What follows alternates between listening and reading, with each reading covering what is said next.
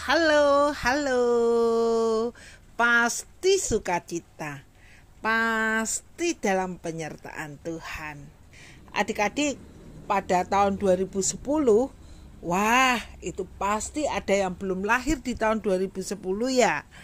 Nah, tahun 2010 itu ada salah satu gunung yang aktif di daerah Jawa Tengah, yaitu Gunung Merapi itu meletus besar-besaran.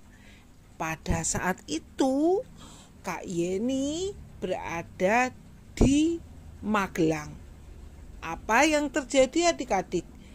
Di sana terjadi hujan seperti lumpur dan kemudian wiper, yaitu yang menghapus air di kaca mobil itu tidak kuat untuk menghapus lumpur di mobil.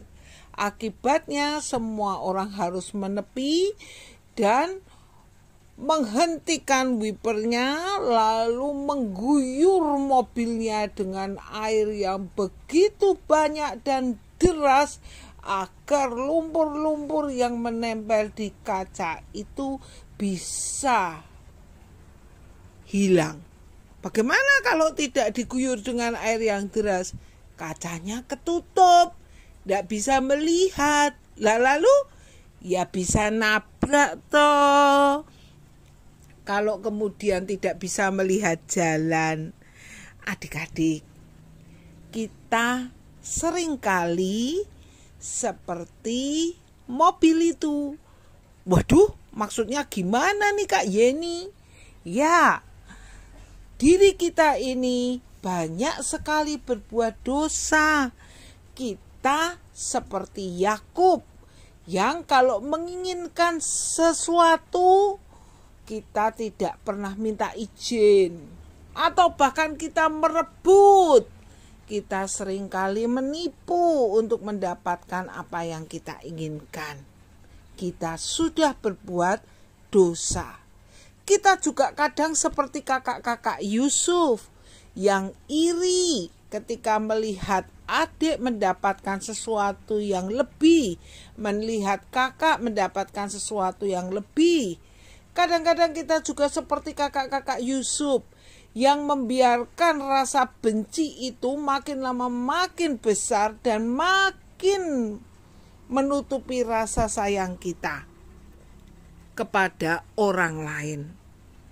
Kita sudah berdosa. Kita mau ngapain? Kita tidak bisa membersihkan dosa kita itu dengan usaha kita sendiri. Seperti wiper yang tidak bisa melakukan pembersihan terhadap lumpur karena lumpurnya terlalu pekat, terlalu banyak, sehingga wiper itu malah bisa patah. Tapi syukur kepada Tuhan, Tuhan Yesus mau menebus dosa kita. Tentu saja Tuhan Yesus menebus dosa kita bukan dengan cara yang gampang, bukan dengan barang yang murah, tetapi Tuhan Yesus menebus kita dengan darahnya yang mahal, yang tercurah bagi kita agar kita ini selamat.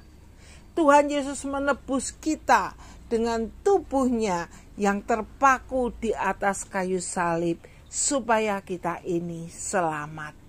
Adik-adik, pada hari Minggu tanggal 2 Oktober 2022 bersamaan dengan pembukaan bulan keluarga dan sekaligus pelayanan kakak-kakak yang kelas 3 sampai 6 di gedung gereja, kita akan merayakan perjamuan kudus.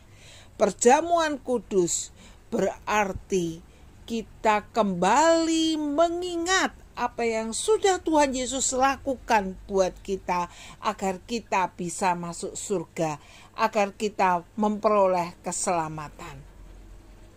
Oleh karena itu adik-adik, ketika kita makan roti dan kita minum anggur, ingat dan percaya bahwa Tuhan Yesus sudah mati disalibkan untuk kita semuanya. Oleh karena itu, marilah kita yang sudah menerima keselamatan dari Tuhan, kita hidup untuk menyenangkan hati Tuhan. Kita rindu untuk selalu berdoa, mendengarkan firman Tuhan, untuk selalu bersekutu dengan Tuhan. Marilah kita juga menjadikan Tuhan sebagai Raja di dalam hidup kita, yang berkuasa, bukan diri kita sendiri. Dan marilah kita terus-menerus menjadi anak Tuhan yang baik, sehingga melalui diri kita, orang lain boleh melihat Tuhan Yesus di dalam kita. Oke adik-adik, selamat mengikuti perjamuan kudus dengan sukacita, sambil mengingat kita boleh mendapatkan keselamatan hanya karena pengorbanan Tuhan Yesus di kayu salib. God bless you. Bye-bye.